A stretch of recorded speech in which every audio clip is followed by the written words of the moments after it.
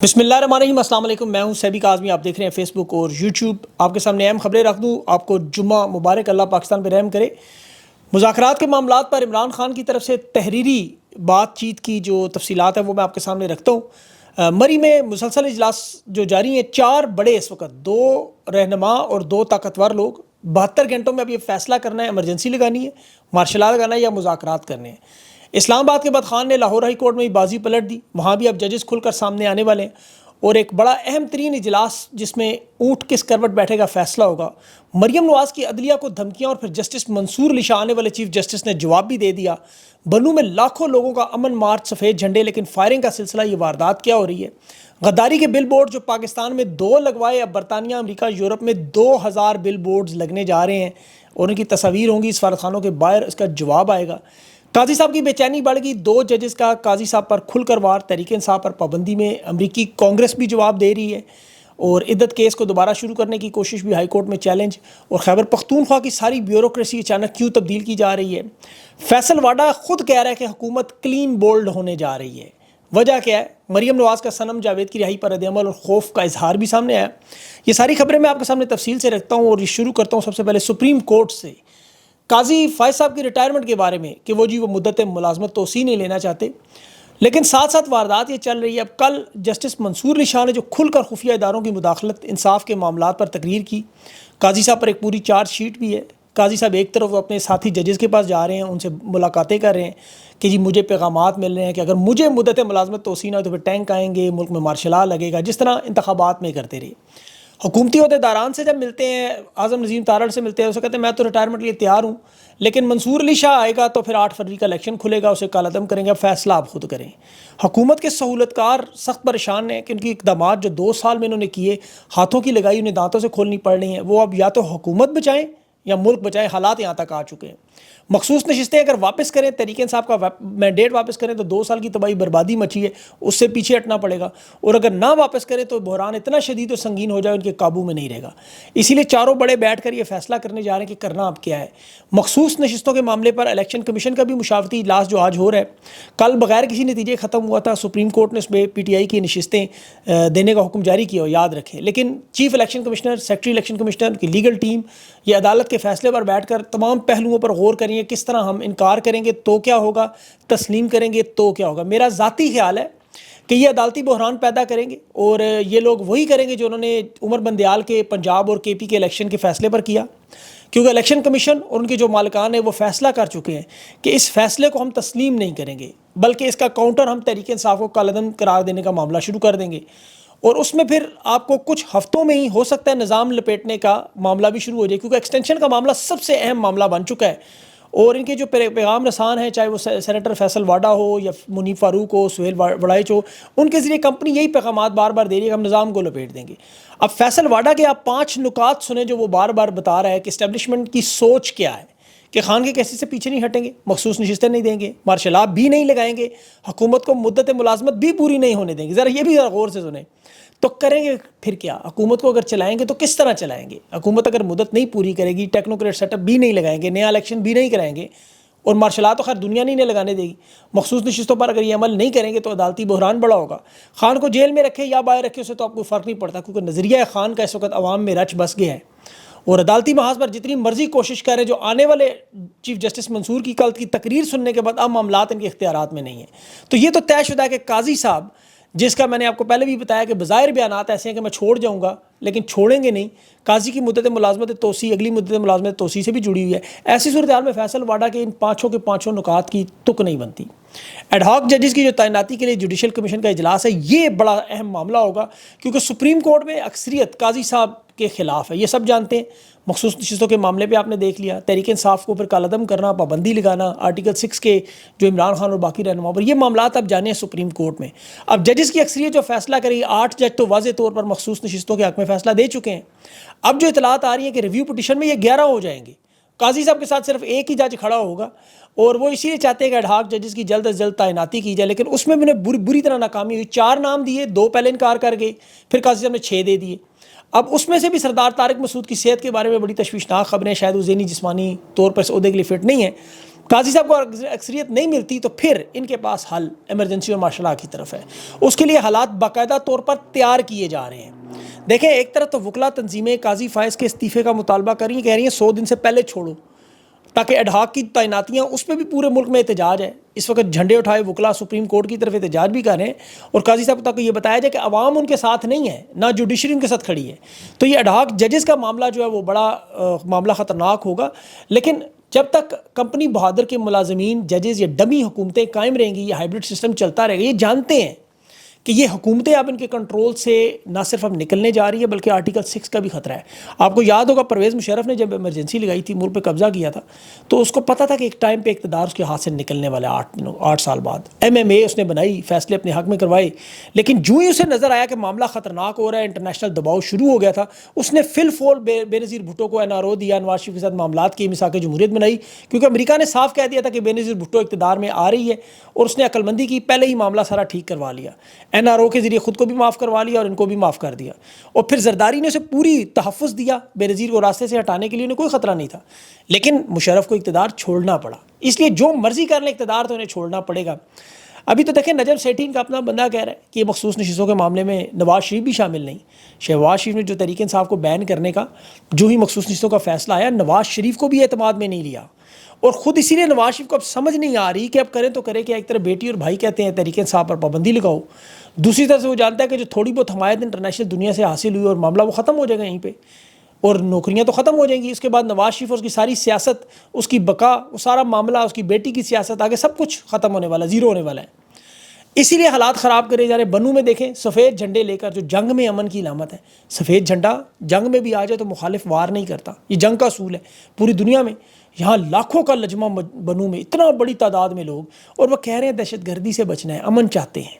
نغمے, ترانے, پرامن انداز, ان پر فائرنگ کر کے سفید رنگ کو انہوں نے جھنڈوں کو لال کر دیا. لیکن وہ لوگ ڈرے تو نہیں, وہ بنو کمپلیکس میں دوبارہ اکٹھے ہو گئے. تو حالات اس وقت ایسے ہیں کہ سیدھے سیدھے انہیں مارے جانے ہیں. خیر اب یہ پاکستان کے جغرافیے پر حملہ ہے.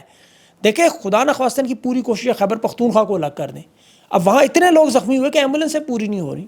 لوگ اپنی مدد آپ کے تحت کر رہے ہیں, منتقل پتہ نہیں 8-10 لوگوں کی شہادتوں کی اور پتہ نہیں کتنے 50 سے زیادہ کے زخمی کی اطلاعات ہیں. یہ ہو سکتا ہے کل تک بڑھ جائیں. اب اقتدار کی ہوس میں یہ اس قدر اندھے ہوئے نے, 1971 سے بھی سمجھ نہیں آ رہی. خان نے حمود الرحمان کمیشن کی رپورٹ بار بار پڑھنے کو اسی لیے کہتا تھا کہ اپنی غلطیوں سے سیکھو خدا کے لیے. آپریشن جو ڈھاکہ میں کیا تھا سرچ لائٹ 25 مارچ 1971 کو, اپنے ہی لوگوں پہ چڑھا. اس کا انجام کیا ہوا؟ ایک الگ ملک بنگلہ دیش بن گیا. اب مشرقی پاکستان کی انتظامیہ پر یحییٰ خان کنٹرول کرنا چاہتا تھا. شیخ مجیب الرحمان اور اس کی لیگی قیادت کو, عوامی لیگ کو, پارٹی کو ختم کرنا چاہتا تھا. مشرقی پاکستان میں انہوں نے پولیس اور فوج سے اسے غیر مسلح کرنے کی کوشش تھی. اب وہی کام پشاور میں, خیبر پختونخوا میں بیوروکریسی کو تبدیل کریں. 3 کمشنر اور 24 ڈپٹی کمشنر نے بدل دی.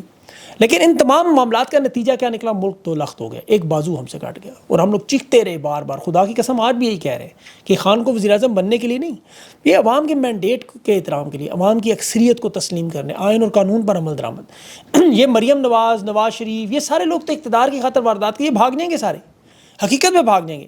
میں مریم نواز کی بات سن کے حیران ہو گیا. یہ وزیر اعلیٰ ہے, کہہ رہی ہے عوام جسے اقتدار میں لانا چاہے ملک کے لیے ٹھیک نہیں.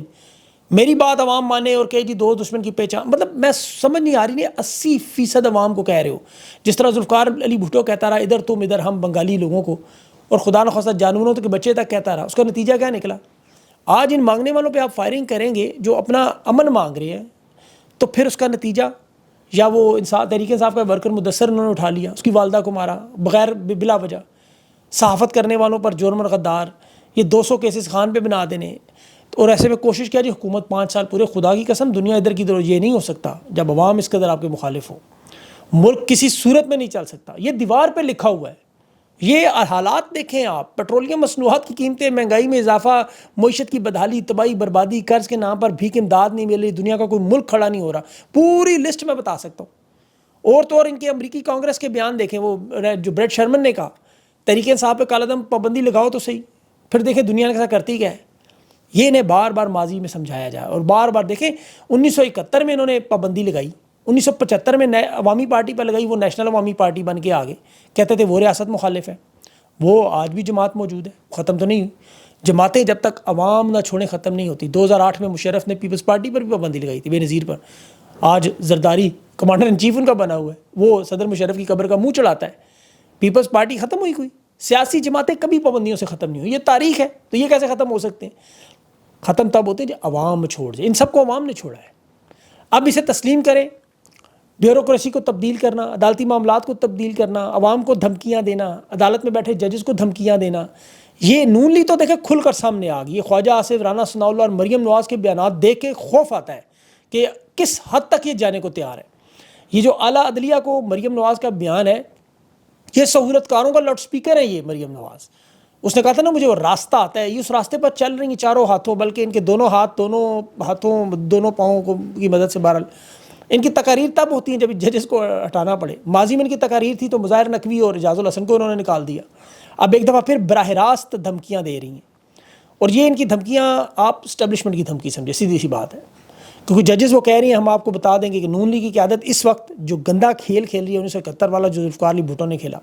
86 نشستیں اس کی تھی، شیخ مجیب کی 167 تھیں. بھٹو کو 61 لاکھ ووٹ پڑے، شیخ مجیب کو 1.29 کروڑ ووٹ پڑا، اور وہاں 57% پاکستانی ساتھ تھے. ذوالفقار علی بھٹو نے وہی نعرہ لگایا جو مریم نواز لگا رہی ہے، عدالتوں کو مینج کیا، آپریشن کروائے. نتیجہ آپ کے سامنے ہے. بدقسمتی بنگلہ دیش ایک دفعہ پھر سول وار کی طرف جا رہا ہے، وہاں بھی مارشل لا کے چانسز بنے ہوئے ہیں. لیکن یہ جو بنگلہ دیش کا معاملہ ہے، مجھے بلکہ اس میں نا عرب سپرنگ کی بو آ رہی ہے. یقین کریں، یہ جس طرح تیونس میں ہوا تھا، ایک ملک میں شروع ہوا، 12 ممالک میں پھیلا، یہ 12 میں نہ پھیلا بھی تو 7 ضرور آ جائے گا. اور یہ بنو کا معاملہ اس کی ایک کڑی ہے. یہ خدا نخواستہ اللہ سے دعا ہے میری، اللہ پاکستان کو محفوظ رکھے، پاکستانیوں کی جان و مال کو، اور انہیں عقل دے. جس راہ پر یہ چل رہے ہیں بڑا خطرناک راستہ ہے.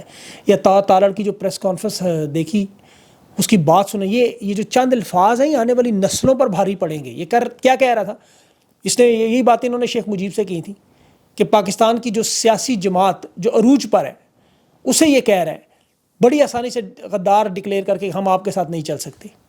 اور تحریک انصاف پاکستان کی سب سے بڑی جماعت ہے، 80% آبادی ان پر مشتمل ہے، 6 کروڑ رجسٹرڈ ووٹر ہے. آپ 1 کروڑ اوورسیز پاکستانی کس کے ساتھ جڑے ہیں؟ ان کے ساتھ جو پاکستان کو سہارا دے سکتے ہیں. ان کے ساتھ وکلا ہیں، تاجر ہیں، انجینئر ہیں، پروفیسر ہیں، ڈاکٹر، طالب علم، گھریلو خواتین، بچے، بزرگ، مزدور، کسان. پاکستان کا ہر طبقہ غریب امیر ان کے ساتھ جڑا ہوا ہے. 3/4 تو یہ خیبر پختونخوا میں موجود ہیں. چاروں صوبوں میں ان کی نمائندگی، پارلیمنٹ کی سب سے بڑی جماعت ہی ہیں، سینٹ کی سب سے بڑی جماعت ہی ہیں. اور آپ کہیں ہم ان کے ساتھ نہیں چل سکتے، تو کس کے ساتھ چلیں گے؟ 20% اپنے لوگوں کے ساتھ، اپنا الگ ملک بنا کے رہیں گے وہاں. دیکھیں نوکری پیشہ لوگوں کی تو نوکری ہے، جتنا مرضی عرصہ لگا لیں، ملک صدیوں تک رہتے. جنرل ایوب خان آیا تھا، فاطمہ جناح کے ساتھ نہیں چلوں گا، کدھر گیا وہ؟ ایوب خان، جنرل ضیاء الحق. شیخ مجیب کیا کہتا تھا کہ شیخ مجیب کے ساتھ ہم نہیں چلیں گے، یہ یحییٰ خان کہتا تھا. کدھر ہے اس کی قبر؟ کسی کو پتہ ہی نہیں، کوئی رشتہ دار کو اہل خانہ. ضیاء الحق بھٹو کے بارے میں یہ کہتا رہا. آج ضیاء الحق کہاں ہے اور بھٹو کے وارث پھر بھی موجود. تو یہ 76 سال کی تاریخ میں 44 سال کا سبق ہے. بڑا مشکل ہے اتنی جلدی چھوڑنا، لیکن کرنا پڑے گا. یہ خواجہ آصف جیسے لوگ جو انہیں منہ پر کہتے رہے کہ ہڈیوں کا گودا نکالو، تینوں جنگیں ہارے ہو، ملک یہ خراب کرتے ہیں جرنیل، اور ٹھیک نواز شریف کرتا ہے، اور نواز شریف کی بیٹی منہ پر انہیں کہتی رہی یہ جو دہشت گردی ہے اس کے پیچھے وردی ہے. نواز شریف کو دیکھیں، وہ جو ڈان لیکس میں انٹرنیشنل عدالتوں میں اس کا انٹرویو دکھایا گیا، انٹرنیشنل عدالتوں میں، کہ پاکستان کی فوج ممبئی حملوں میں ملوث ہے. جو کہتا تھا کارگل سے واپس آ کے ان تمام ذمہ دار جرنیلوں کو کھڑا کروں گا. جو آرٹیکل 6 کی آج باتیں کریں، خواجہ آصف کے بیانات پر آرٹیکل 6 لگائیں. آصف زرداری کیا کہتا رہا؟ محترمہ بینظیر بھٹو بیرون ملک کیا کہتی نہیں کہ پوری کی پوری فوج پہ الزام لگاتی نہیں. وہ اس کا خامد صدر پاکستان بن گیا، کمانڈر ان چیف بن گیا، نلا دلا کر پالش کر کے صاف کروا دیا اس کو. اور جو لوگ محب وطن ہیں، پاکستان سے محبت کرتے ہیں، انہیں غدار ڈکلیئر. تحریک انصاف کو کالا دم. دیکھیں غدار ڈکلیئر کرنے سے کبھی کوئی غدار نہیں ہوا. انہوں نے تو حسین شہید سروردی کو بھی غدار قرار دیا تھا، پہلا وزیر اعظم تھا. فاطمہ جناح قائد اعظم کی بہن کو غدار. پھر ولی خان، باچا خان، اجمل خٹک، مطلب ایک لسٹ ہے پوری بہت لمبی. اور تو یہ نواز شریف بھی غدار تھا مقدمات سے پہلے، بے نظیر بھی غدار تھی. آصف زرداری آج کمانڈر ہے فوج کا، وہ بھی غدار تھا. تو یہ سرٹیفکیٹ بدلتے رہتے. جن مقامات پر غداری کی تصویریں لگائیں وہیں کھڑے ہو کر انشاءاللہ محب وطنی کے سرٹیفکیٹ بھی دیں گے. لیکن افسوس یہ ہے کہ غداری کے جو 2 بینر انہوں نے لگوائے، ابھی وہ عاطف خان کا دیکھیں امریکہ سے بیان، وہ کہہ رہا ہے 2000 بل بورڈ اب امریکہ میں لگاؤں گا، ایسا ہے تو ایسا ہی. اور پھر یہ امریکہ تک نہیں، یہ پورے اوورسیز پاکستانی، یورپ، برطانیہ، ان کے سفارت خانوں کے سامنے تصاویریں ان کی لگائیں گے، ٹرک چلوائیں گے وہ والے. زیادہ بے عزتی اور بدنامی، یہ کوئی حل نہیں ہے. غداری کے سرٹیفکیٹ دیکھیں. اس دفعہ آپ کو مزے کی بات پاؤں کہ یہ طاقتور لوگوں کی طرف سے نہیں، یہ نون لیگ کی طرف سے آئے ہیں. اس میں آپ دیکھیں زیادہ تر لوگوں کے انہوں نے تصویریں جو لگا دی وہ نواز شریف کے گھر کے باہر نواز شریف کو رگڑا لگاتے تھے. تو اب یہ حکومت میں آ کر ان سے بدلہ لے رہے ہیں. بہت سے لوگ ایسے ہیں جن کا طاقتور لوگوں سے خاص مسائل بھی نہیں ہیں، لیکن اکٹھا کر کے یہ ایک لیبل لگانے کا مقصد ہی ہے، اور نون لیگ کا مقصد بھی ہے کہ ان لوگوں کو بدنام کیا جائے. لیکن پاکستان کی عوام کا شعور اللہ نے جو دیا اور خان نے جو پہنچایا ہے، وہ جانتے ہیں کون غدار ہے کون محب وطن ہے. یہ بل بورڈ کی گیم نہ کھیلیں، یہ دنیا بھر کے ممالک میں بورڈ لگ جائیں گے ان کے. سفارت خانوں کے باہر نواز شریف، مریم نواز سمیت ان کے سہولت کاروں کی تصاویر لگی ہوں گی.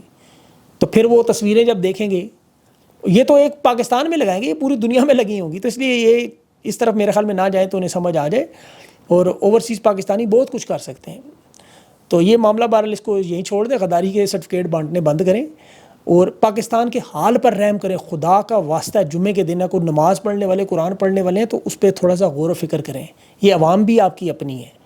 ان لوگوں نے جس کو سلیکٹ کیا اسے دیں، آپ مینڈیٹ ختم کریں. خان آپ سے بات کرنا چاہتا ہے آپ کریں، اس کے ساتھ بیٹھ کے بات لکھ کے کریں. مذاکرات کی اہمیت تو کوئی نہیں اس طرح، ورنہ بات کریں اور بات چیت سے راستہ نکالیں، مینڈیٹ واپس کریں. چوروں کی حکومت جو ہے وہ تھوڑی سی اگر کم بھی ہوگی تو کوئی فرق نہیں پڑتا، ملک بچ جائے گا. اب حکومت بچانی ہے یا ملک بچانا ہے، فیصلہ ان کا اپنا ہے. مارشل لا لگانا ہے، ایمرجنسی لگانی ہے، جو دل میں آتا ہے وہ کریں گے. لیکن آخر میں ہم تو بار بار ان کے سامنے ہاتھ جوڑ کے بھی یہ کہیں گے کہ پاکستان پہ رحم کریں، اور کسی پہ نہ کریں، صرف پاکستان پہ رحم کریں. اس کو چلنے دیں، اس کو محفوظ رکھیں، اس کو نہ تباہ کریں، اس کی عوام، اس کے لوگوں کی جان و مال. اللہ تعالیٰ آپ لوگ بھی دعا کیا کریں اللہ ان کے دل نرم کرے، کیونکہ اللہ کی قرآن کی آیت ہے اس میں، اللہ ان کے دل نرم کرے تو ان کی آنکھیں کھلتی ہیں. اگلی ویڈیو تک کے لیے مجھے اجازت دیں. اللہ حافظ.